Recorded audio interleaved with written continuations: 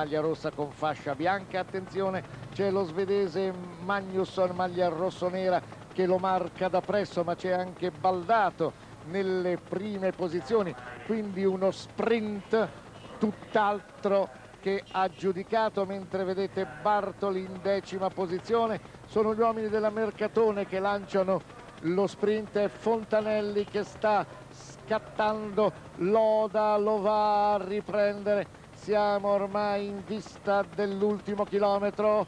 Eccoci qua, ultimo chilometro. Nella scia dei due battistrada si è portato anche l'Afis, mentre noi ci portiamo verso la balaustra per poter vedere dal vivo questo sprint.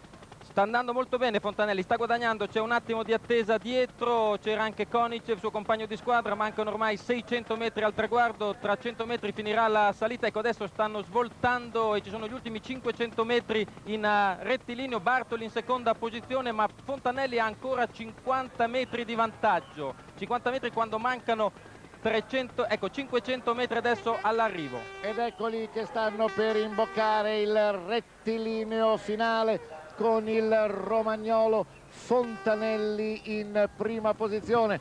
Lavorano gli uomini, ecco Piccoli in seconda posizione, poi c'è Bartoli in terza posizione.